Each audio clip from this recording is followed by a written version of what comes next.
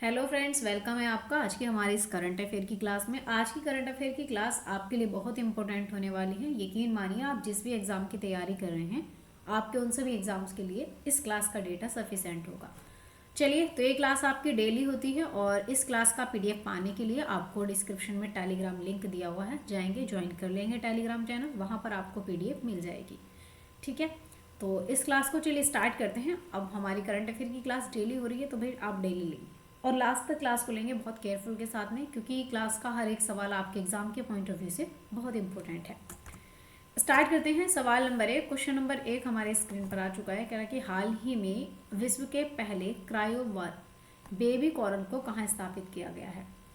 तो ये वर्ल्ड का पहला है जो क्रायोवॉन बेबी कॉरल बना है। तो इसको कहाँ बनाया है? यूएसए में, भारत में, ऑस्ट्रेलिया में या फिर ब्रिटेन में। देखो, अगर मैं कहूँ कि कोरल रीफ सबसे बड़ी कहाँ हो जाएगी, तो सबसे बड़ी पूरे वर्ल्ड की सबसे बड़ी कोरल रीफ की अगर बात करी जाए तो ये कहाँ पर हो जाएगी? ये हो जाएगी ऑस्ट्रेलिया में। ठीक है, तो ऑस्ट्रेलिया की बात करें, यहीं पर ही ये बनाया गया है, यानी कि इसका आंसर होगा देखो ऑप्शन सी।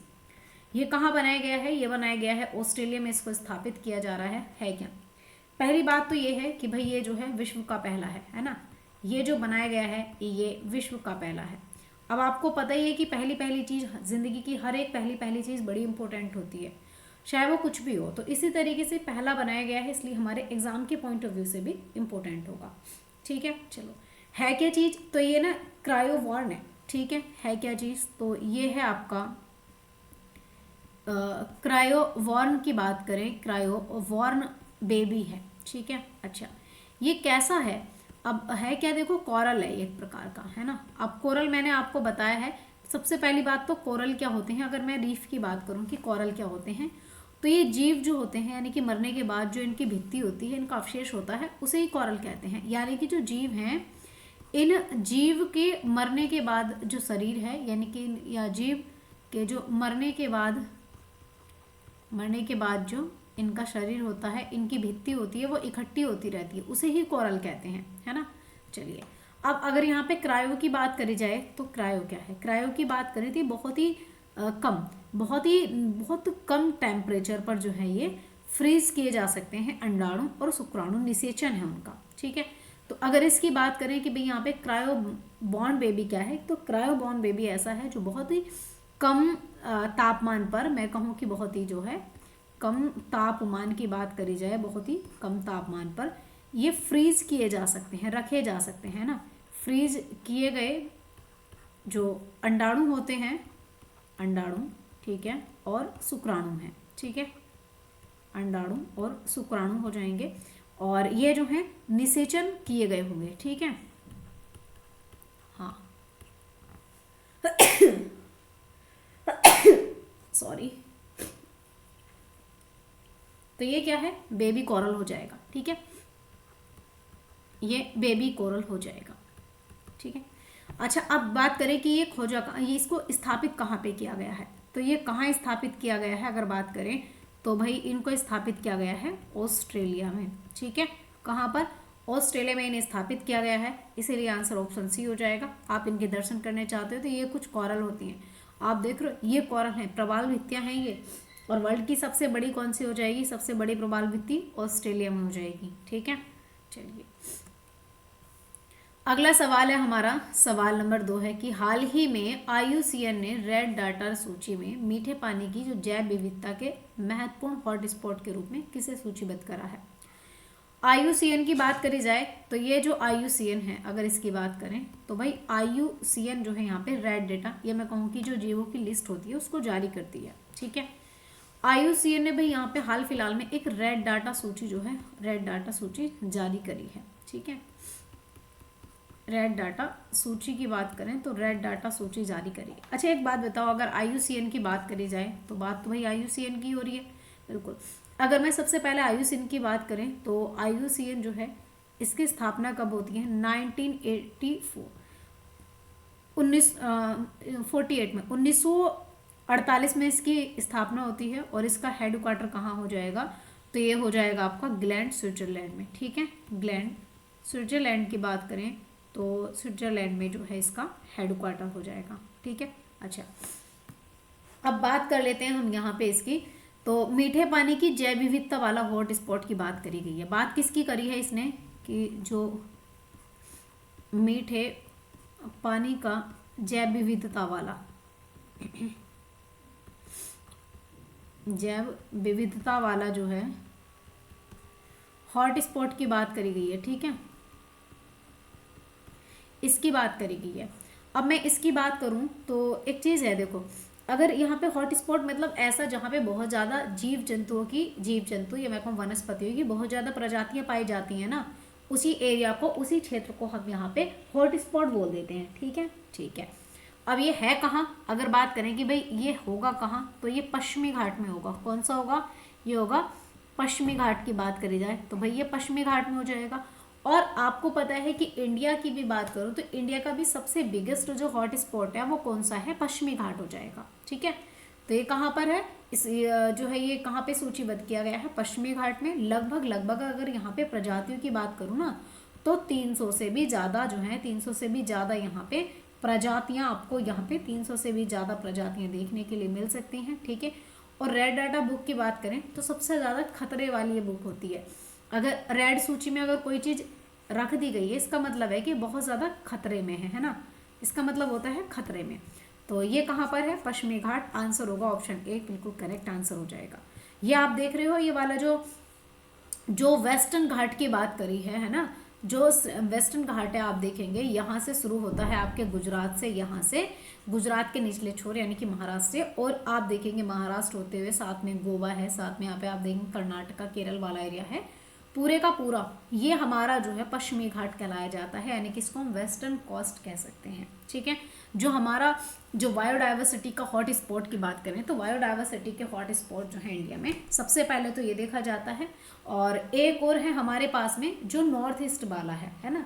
अगर यहाँ पे हिमालय की बात करूँ तो जो पूरा ग्रीन ग्रीन आपको दिख रहा है ये वो बायोडाइवर्सिटी हॉट स्पॉट है जो हिमालय वाला है। ये आपको कुछ तो दिखाई देगा जम्मू कश्मीर लद्दाख में और उत्तराखंड में, उसके आगे पतली सी पट्टी नेपाल के पास में है, और इसके बाद में आ जाएगा सिक्किम में, और सिक्किम से आगे आप देखेंगे कि जो हमारा मेघालय है, और यहाँ पे अरुणाचल प्रदेश है इसमें। ठीक है, अब इसके बाद में नॉर्थ ईस्ट की बात करें तो ये जो है हमारा इंडो वर्मा वाला आ जाएगा। ठीक है, नॉर्थ ईस्ट में ये इंडो वर्मा वाला हॉट स्पॉट आ जाएगा। ठीक है, चलिए यहाँ पे मैंने आपको मैप से बता दिया है। अगला सवाल है हमारा सवाल नंबर 3। हाल ही में फ्यूचर मिनरल्स फॉर्म जो है 2025 ये कहाँ शुरू किया गया है, न्यूयॉर्क में किया गया है, दुबई में, रियाद में या फिर टोक्यो में।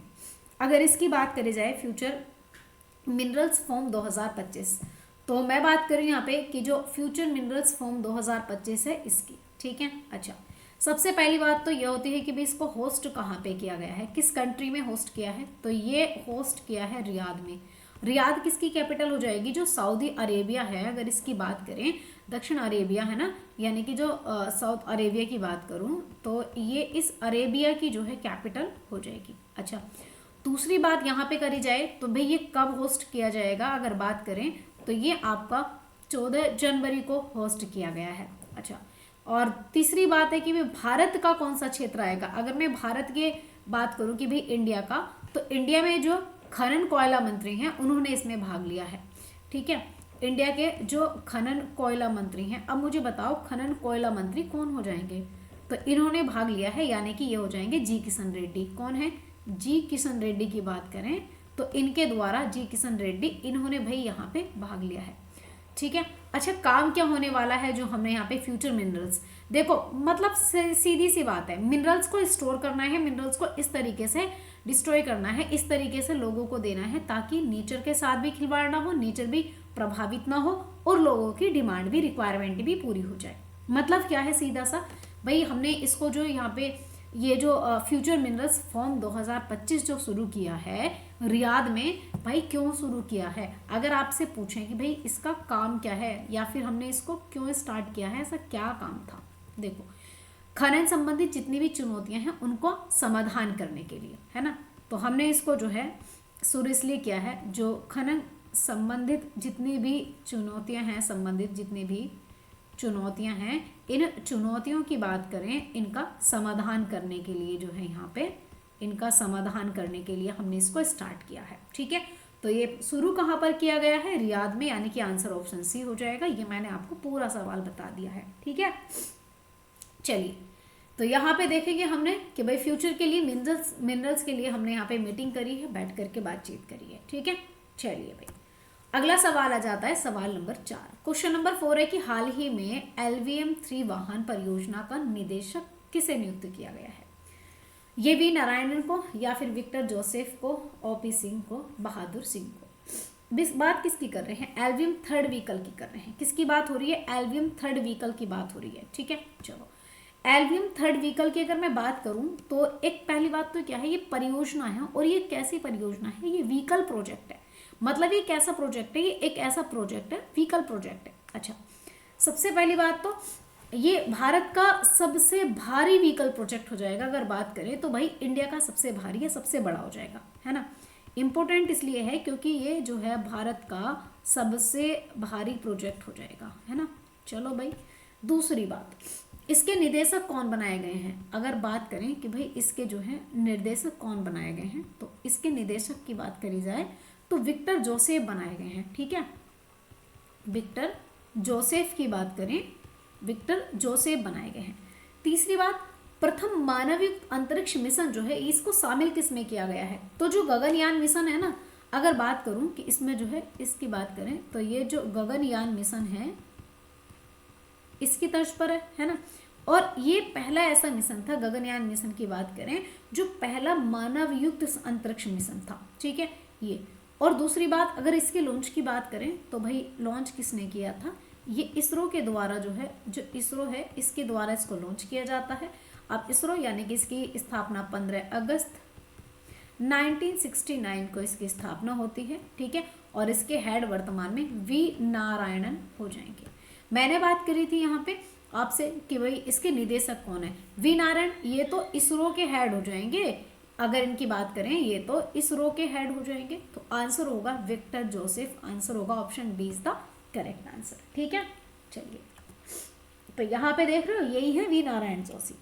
चलिए, अगला सवाल हो जाएगा हमारे यहाँ पे सवाल नंबर 5। सवाल नंबर 5 है कि हाल ही में गान नगाई उत्सव कहाँ शुरू किया गया है? ये एक गान नगाई उत्सव है, इसको असम में शुरू किया गया है, मणिपुर में, त्रिपुरा में, उड़ीसा में। इसको कहाँ शुरू किया गया है? देखो, पहली बात तो इंडिया में जितने भी फेस्टिवल सेलिब्रेट किए जाते हैं, मैंने आपको बताया कि हर एक जो उत्सव मनाया जाता है मोस्टली उत्सव आपके फसलों से संबंधित होते हैं। तो ये उत्सव मनाया जा रहा है आपका गान नगाई उत्सव की बात करी जाए तो गान नगाई उत्सव, है ना।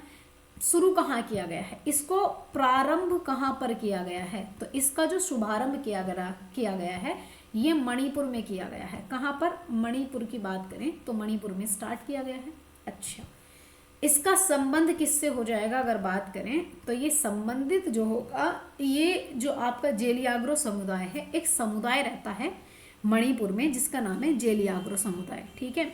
ये आपका जेलियाग्रो समुदाय से जो है, इस समुदाय से संबंध रखता है, ठीक है। अच्छा, अब इसमें एक इम्पोर्टेंट बात है, देखो इस समुदाय में इस उत्सव को मनाने का एक रिवाज है। इसमें रिवाज क्या है? देखो, जब ये फेस्टिवल सेलिब्रेट किया जाता है तो जो पारंपरिक शराब होती है ना, है ना, वाइन, बिस्की, अब ये तो ब्रांड है, लेकिन मैं बात कर रही हूँ शराब की, अल्कोहल की। तो भाई इसमें मणिपुर में जो जेलियाग्रो जो समुदाय है, इसका ये रिवाज है कि भाई पारंपरिक शराब को देवताओं को परोसते हैं, देवताओं को चढ़ाते हैं, देवताओं को प्रसन्न किया जाता है। मतलब यहाँ पे जो इनकी पारंपरिक शराब होती है, इस शराब की बात करें, इस शराब को भाई देवताओं को परोसा जाता है, ठीक है।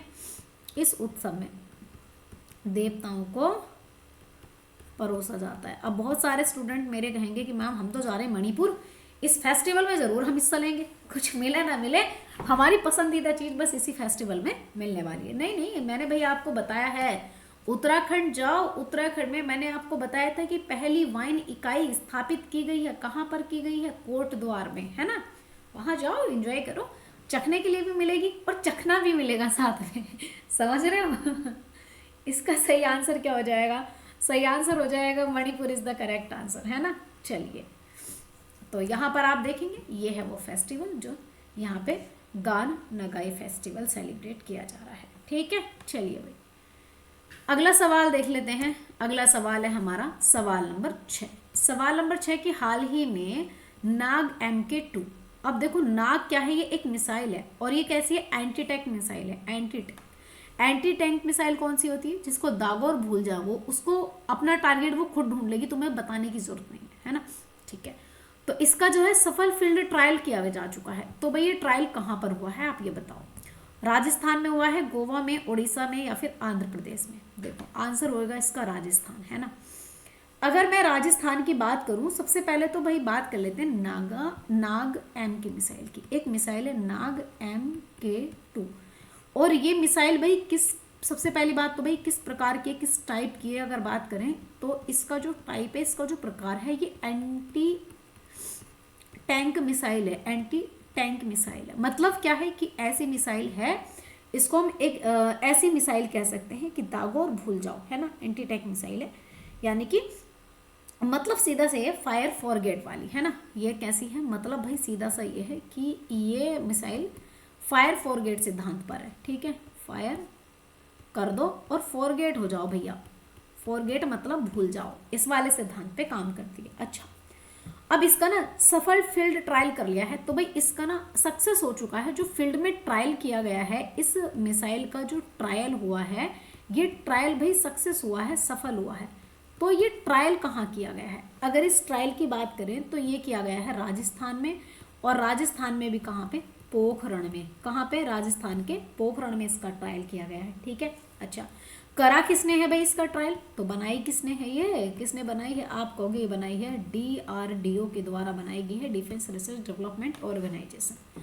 फिलहाल आंसर हो जाएगा ऑप्शन ए, बिल्कुल करेक्ट आंसर हो जाएगा। जितनी भी एक्स्ट्रा इन्फॉर्मेशन बताती हूँ नोटबुक में नोट डाउन कर लिया करो, लिख लिया करो, क्योंकि ये बहुत ही महत्वपूर्ण इन्फॉर्मेशन होती है। ठीक है, चलिए आगे बात कर लेते हैं नेक्स्ट अगले सवाल को लेकर के। अगला सवाल है हमारा, यहाँ पे आप देख रहे हैं कुछ इस प्रकार की है ये नाग हमारी MK मिसाइल, जिसको एक बार छोड़ दिया तो हमें ये बताने की जरूरत ही नहीं है कि भैया उसको कहाँ टारगेट, सिर्फ टारगेट फिक्स करना उसमें एक बार, बस टारगेट को नस्ते नाबूद करके ही आने वाली है। ठीक है, अगला सवाल नंबर 7, क्वेश्चन नंबर 7 है कि हाल ही में लॉन्च मिशन मौसम, एक मिशन मौसम जो है ये लॉन्च किया गया है। इसके तहत पहला जो क्लाउड चैम्बर है ये कहाँ स्थापित किया गया, ये पुणे में है, देहरादून में, कोलकाता में, मुंबई में। अभी हाल फिलहाल में एक मिशन मौसम जो है लॉन्च किया गया है। ठीक है, बात हो रही है मिशन मौसम की। तो ये जो मिशन मौसम है, इसमें पहला क्लाउड चैम्बर स्थापित किया गया है। तो इसके द्वारा भी, इस मिशन के द्वारा पहला जो है यहाँ पे क्लाउड चैम्बर बनाया गया है। ठीक है, तो ये चैम्बर बनाया गया है। चैम्बर बनाया कहाँ गया, पहली बात तो देखो जो मिशन मौसम है ये जो है भारतीय मौसम विज्ञान विभाग के द्वारा इसको जो है बनाया गया है। किसने, तो इस मौसम, इसे जो है यहाँ पे जो भारतीय मौसम विज्ञान विभाग है, ठीक है, विज्ञान विभाग है, इसकी बात करूं तो इसने जो है भाई इसको, इसका संबंध मतलब इससे हो जाएगा, इसने जारी किया। इसकी स्थापना कब होती है, भारतीय मौसम विज्ञान विभाग की अगर मैं बात करूं तो इसकी स्थापना कब होती है, देखो इसकी स्थापना होती है 15 जनवरी 1875 को। कब होती है, 15 जनवरी 1875। अब मुझे बताओ कि आज अगर बात करें कि अब कितनी डेट हो रही है, तो जो 15 जनवरी हुई है, 15 जनवरी 2025, तो आप कह सकते हो कि मैडम अब जो है इन्हें लगभग नहीं, पूरे के पूरे 150 साल पूरे हो गए हैं इस मिशन, इसकी स्थापना को, ये वर्ष पूरे हो चुके हैं। हाँ, इस पर इन्होंने भाई यहाँ पे आप देखोगे इसने 150 रुपए का सिक्का जारी करा है। ठीक है, तो यहाँ पर इस मिशन में जो है यहाँ पे 150 रुपए का तो सिक्का जारी किया गया है। ठीक है, अच्छा दूसरी बात क्या है, यह जो पृथ्वी विज्ञान है इस मंत्रालय के अधीन आता है, लेकिन अब यहाँ पे इसके अध्यक्ष कौन हो जाएंगे, इस मौसम विज्ञान या मैं कहूँ कि मिशन मौसम के अध्यक्ष कौन हो जाएंगे, तो इसके अध्यक्ष होंगे खुद प्रधानमंत्री, इसके अध्यक्ष होने वाले हैं। और इसमें भाई आपका ये 2 वर्ष के लिए मिशन होगा, जिसमें आप देखेंगे यहाँ पे 2000 करोड़ रुपए जो है इसमें लगाए जाएंगे। और ये पहला, मैं बात करूं क्लाउड चैम्बर कहाँ स्थापित किया है, ये पहला तो ये किया गया है पुणे में, इसको पहला क्लाउड चैम्बर स्थापित किया गया है। आंसर होगा ऑप्शन ए। ठीक है, ये जो है कहाँ पे लॉन्च किया गया है, तो पुणे में पहला क्लाउड चैम्बर लॉन्च किया गया है। काम क्या है, काम अगर बात करें कि भाई इस क्लाउड चैम्बर का काम क्या है, अगर बात करें कि इस क्लाउड चैम्बर का काम क्या है, तो क्लाउड चैम्बर का काम सिर्फ इतना है, जो पूर्वानुमान है ये सटीकता से और तेजी से लगाना है ना, यानी कि मौसम का जो पूर्वानुमान है, इस पूर्वानुमान को इसमें तेजी लाना और सटीकता लाना, ठीक है, सटीकता लाना। तो आंसर हो जाएगा ऑप्शन ए, बिल्कुल करेक्ट आंसर हो जाएगा। चलिए, तो आप देखेंगे मिशन मौसम जो है लॉन्च कर चुके हैं पुणे से प्रधानमंत्री, ठीक है। अगला सवाल है सवाल नंबर 8। क्वेश्चन नंबर 8 है कि वर्ष 2025 में 77वीं सेना दिवस परेड का आयोजन कहाँ होगा? बेंगलुरु में होगा, लखनऊ में, पुणे में, या फिर ये शिलोंग में होगा? कहाँ पे होगा? देखिए, अगर बात करें सेना दिवस की, तो भाई सेना दिवस के बारे में बात कर रहे हैं, सेना दिवस है ना। सेना दिवस की बात करें तो ये सेलिब्रेट किया जाता है आपका 15 जनवरी को, और अब की बार 15 जनवरी 2025 की बात करें तो 15 जनवरी 2025 को भाई ये जो है यहाँ पे 77 कौन से क्रम का मनाया गया है? तो ये इनका 77वां क्रम रहा है, ठीक है। चलो, होस्ट कहाँ पे किया गया है सेना दिवस आपका? होस्ट कहाँ पे किया गया है? तो इसको पुणे महाराष्ट्र में जो है होस्ट किया गया है, ठीक है, पुणे महाराष्ट्र में इसको होस्ट किया गया है। अच्छा, दूसरी बात, ये इसकी कमान किसने संभाली? दक्षिणी कमान है ना, इसको कह सकते हैं एक तरीके से, जो दक्षिणी कमान है इसकी बात करें इसने। अब इसकी इंपॉर्टेंट है कि भाई इस सेना दिवस की थीम क्या हो जाएगी, बड़ा इंपॉर्टेंट सवाल बनेगा थीम। तो इसका विषय या इसकी थीम क्या हो जाएगी? समर्थ भारत और सक्षम भारत।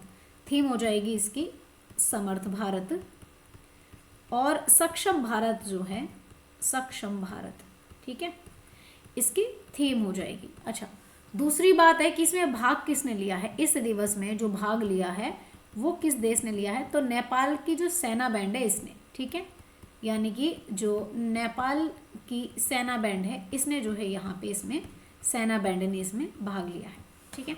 हर सवाल कहाँ पे होस्ट हुआ है, क्या थीम है, किसने भाग लिया है, किस क्रम का है, ये आपके लिए बहुत इंपॉर्टेंट है, इसीलिए ध्यान रखेंगे सारी चीजें। इसका आंसर क्या हो जाएगा? पुणे महाराष्ट्र में इसको होस्ट किया गया है, ठीक है। चलिए, तो भाई 77वां सेना दिवस है, आर्मी डे है ना, ये परेड हुई है 2025 की, जो आपके सामने है।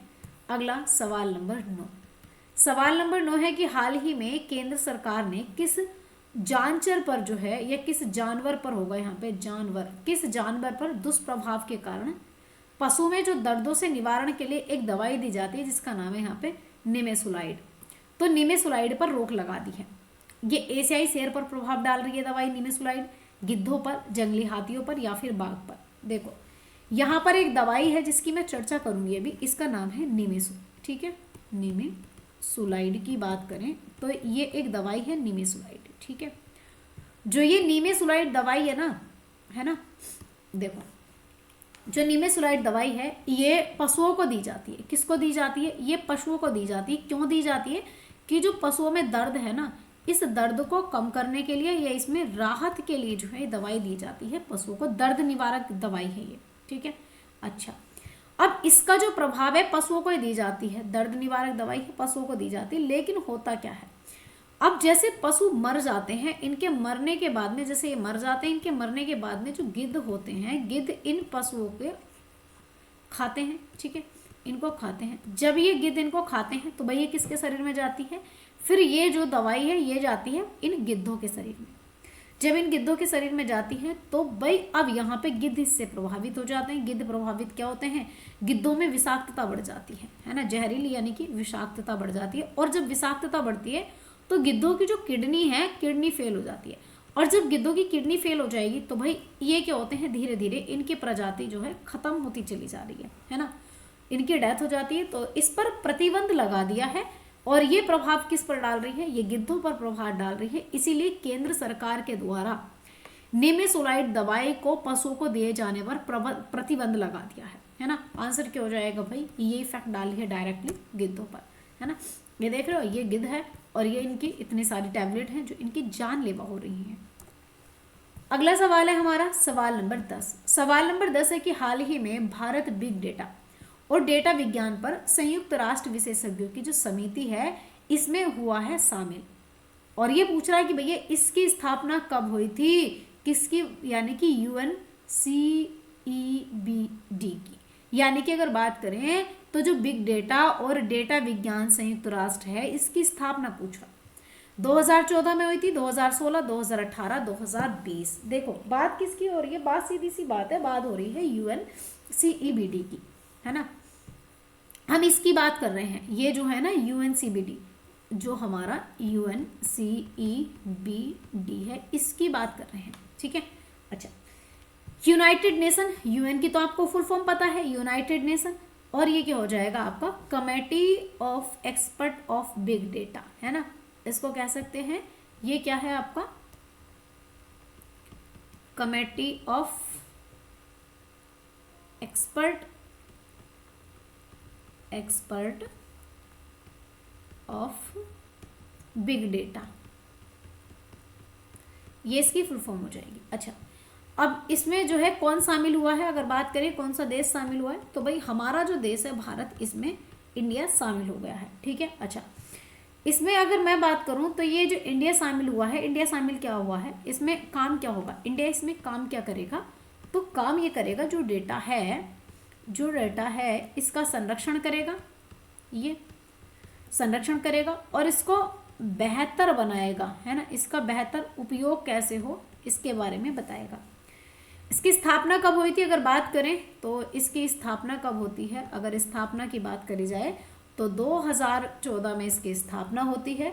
और इसके वर्तमान में अध्यक्ष की बात करूं कि जी वर्तमान में इसके अध्यक्ष कौन हो जाएंगे, तो ये कौन हो जाएंगे, अच्छा यह अध्यक्ष कंट्री, अध्यक्ष देश की बात करें तो ये अध्यक्ष देश हो जाएगा आपका साउथ अफ्रीका, ठीक है, साउथ अफ्रीका यहाँ पे अध्यक्ष देश हो जाएगा, जो 31वां हो जाएगा। आंसर होगा इसकी स्थापना 2014 में हुई है ना, आंसर हो जाएगा ऑप्शन ए, बिल्कुल करेक्ट आंसर हो जाएगा, ठीक है। चलिए, तो इंडिया जो है ज्वाइन हो चुका है UNCEBD में, ठीक है। कब हुआ है, कैसे कैसे क्या क्या चीज़ें रही हैं, सारी आपके सामने है। अगला और आज का अंतिम सवाल है, सवाल नंबर 11 की हाल ही में क्रोएशिया के राष्ट्रपति पद पर किसका निर्वाचन हुआ है, जोरान मिलनोविक का हुआ है या फिर निकोलस मादुरो का हुआ है, जोसेफ ऑन का हुआ है, माइक जॉनसन का हुआ है। अगर बात करें क्रोएशिया के राष्ट्रपति, तो क्रोएशिया के राष्ट्रपति कौन बने हैं, क्रोएशिया के राष्ट्रपति बने हैं जोरान मिलनोविक, ठीक है, जोरान मिलनोविक, यानी कि आंसर होगा ऑप्शन ए, ये बने हैं। अगर मैं यहाँ पे क्रोएशिया की बात करूँ तो भाई जो आपका क्रोएशिया है, इस क्रोएशिया की कैपिटल क्या हो जाएगी, सबसे पहली बात जैग्रेब इसकी कैपिटल हो जाएगी, जैग्रेब इसकी कैपिटल हो जाएगी, ठीक है। और भाई ये री इलेक्ट हुए हैं, अगर इनकी बात करें तो ये पहले भी थे और इनको फिर से री इलेक्ट किया गया है, ठीक है। इनका जो टाइम पीरियड होगा ये 5 वर्ष के लिए अपने पद पर रहने वाले हैं। तो ये हो जाएंगे आपके सामने जो हैं, जो आपको देख रहे हैं, ये हैं जोरान मिलनोविक, ठीक है, यही है आपके जोरान मिलनोविक, ठीक है। चलिए, तो आज के लिए हम इतना ही रखते हैं, बाकी सारी चीज़ें हम कल देखेंगे। और स्टूडेंट्स, आपको जो भी चीज़ें एक्स्ट्रा चाहिए, जो भी आपको लगता है, आप कमेंट करके क्लास के बारे में ज़रूर बताया करो, क्योंकि आपका एक कमेंट मेरे लिए बहुत बड़ी प्रेरणा होता है।